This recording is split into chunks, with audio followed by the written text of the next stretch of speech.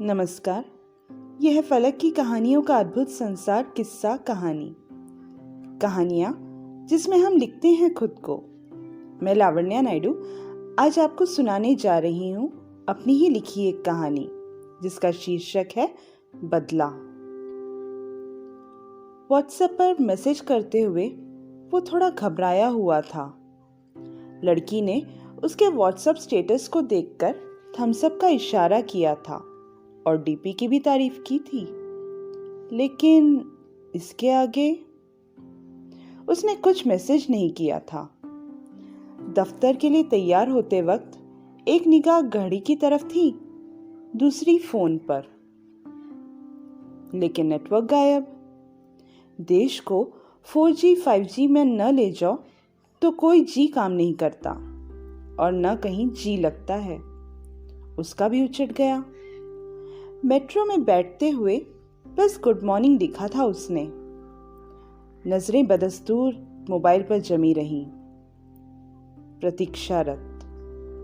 पहले message deliver हुआ, पहले एक टिक का निशान, फिर 2 नीली धारियां। मैसेज पढ़ लिया है उसने। अरे पर ये क्या? अगले ही पल लड़की की डीपी गायब।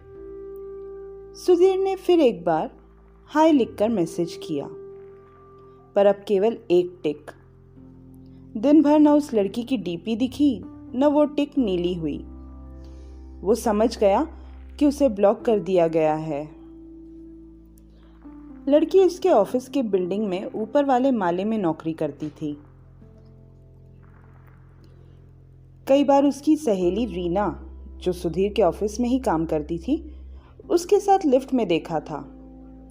पता नहीं किस बात पर दोनों खीखी करती रहती थी। दिन भर ऑफिस की किचकिच, थकान, पर उसकी वो हंसी मलहम जैसा काम करती थी। चुपके चुपके सुधीर उसे देखा करता था, प्यार करने लगा था। रीना ने बताया था वो लड़की सुधीर के बारे में पूछ रही थी। फिर आज 2 दिन बाद रीना घबराते हुए सुधीर के पास आई। सुधीर, क्या तुम्हें कावेरी के बारे में कुछ पता है? कौन कावेरी? सुधीर ने सहजता से पूछा। बनो मत, वो लिफ्ट वाली। उस दिन लिफ्ट में भी तो तुम्हारी उससे कोई बात हुई थी, बताया था उसने। रीना सुधीर को शक भरी निगाह से देख रही थी। उससे मेरी कोई बात नहीं हुई। सुधीर की आवाज में अब भी संयत थी। झूठ मत बोलो सुधीर, वो व्हाट्सएप का सारा किस्सा मुझे पता है। उसने तुम्हें ब्लॉक किया इसलिए तुम्हारा उससे झगड़ा हुआ। उसके दूसरे दिन से वो गायब है। सच बताओ, तुमने क्या किया है उसके साथ? रीना की आवाज में क्रोध और भय दोनों साथ महसूस हो रहे थे। मैं क्या करूंगा? उसने मुझसे माफी मांगी तो मैंने उसे माफ कर दिया। कहते हुए सुधीर अपनी ऑफिस की एक फाइल देखने लगा। रीना ने सुधीर के हाथ से फाइल छीनते हुए कहा, माफी? तुम झूठ बोल रहे हो, उसने तुमसे कोई माफी नहीं मांगी। रीना के हाथ से फाइल वापस लेते हुए सुधीर बोला, तुम्हें कैसे पता? तुम तो उस दिन छुट्टी पर थी। वैसे सुना है तुम्हारे बॉयफ्रेंड के साथ उसकी बड़ी दोस्ती थी, इसलिए कहीं तुमने तो कुछ। सुधीर व्यंग्यात्मक हंसी हंसा। क्या बकवास कर रहे हो? ऐसा बोलकर ये मत समझना कि तुम बच जाओगे। मेरी नजर है तुम पर। कहते हुए रीना वहां से चली गई। पुलिस जांच में भी सुधीर निर्दोष साबित हुआ। 2 दिन बाद कावेरी का फिर व्हाट्सएप पर मैसेज। सुधीर ने फिर उसके मैसेज का जवाब दिया। इस बार दोनों टिक तुरंत नीले हो गए। शाम को मेट्रो से घर जाते हुए सुधीर एक स्टेशन पहले उतर गया। कई गलियों से होता हुआ वो एक सुनसान मकान में दाखिल हुआ। देखो कावेरी, अब मेरा हर मैसेज तुम देख रही हो, बोलकर सुधीर हंस पड़ा। हाथ पैर बंधी कावेरी खुद को छुड़ाने की नाकाम कोशिश कर रही थी। प्लीज प्लीज मुझे जाने दो, अब मैं तुमसे क्या किसी से ऐसा मजाक नहीं करूंगी। मजाक? उस दिन लिफ्ट में लोगों के सामने तुमने मेरी शक्ल, मेरे पहनावे के बारे में न जाने क्या क्या कहा। सॉरी, मुझे माफ कर दो। सॉरी? क्या मैंने पहले मैसेज किया था? मैं तो बस तुम्हें लिफ्ट में देखा करता था। हाँ, पसंद भी करने लगा था, पर रीना से मेरा नंबर मांगने वाली तो तुम थी। वो रीना ने बताया कि कैसे ऑफिस में सब तुम्हारी खिंचाई करते हैं, तो मैंने भी बस मजाक में कहकर कावेरी फूट फूट कर रोने लगी।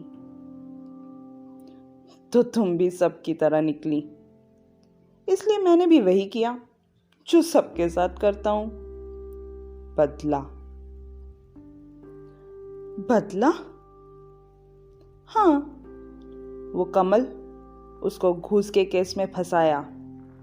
ललिता, उसके बैग में ऑफिस की प्रॉपर्टी रख उस पर चोरी का इल्जाम लगवाया। ऐसे बहुत से किस्से हैं, फिर कभी सुनाऊंगा। तुम कहाँ जाने वाली हो? बोलते हुए सुधीर ने अपने मोबाइल से कुछ मैसेज किया, फिर जेब से दूसरा फोन निकालकर व्हाट्सएप पर मैसेज देखा। देखो कावेरी, तुमने तुरंत मेरा मैसेज देख लिया। तुम ज्यादा दिन नहीं बचोगे, मेरा फोन पुलिस ट्रैक कर लेगी। मुझे क्या बेवकूफ समझा है? ये फोन भी दूसरा है और नंबर भी, बस नाम तुम्हारा सेव किया है। कहते हुए हंसते हुए सुधीर वहां से निकल गया। कावेरी सॉरी सॉरी कहकर चीखने लगी। चिल्लाओ मत जान, मैं तुम्हारे लिए कल वैलेंटाइन गिफ्ट, चॉकलेट सब लेकर आऊंगा। Love you. दरवाजा बंद कर वो निकल गया। तुम पागल हो, साइको हो, कावेरी चिल्लाती रही, पर उसकी आवाज सुनने वाला कोई नहीं था। ये कहानी इतनी ही। आप अभी सुन रहे थे लावण्या नायडू यानी मेरी आवाज में मेरी ही लिखी कहानी, जिसका शीर्षक है बदला। यह है फलक का चैनल किस्सा कहानी। और नई कहानियां सुनने के लिए सब्सक्राइब करें हमारा यूट्यूब चैनल किस्सा कहानी। तो फिर मिलते हैं एक नई कहानी के साथ। धन्यवाद।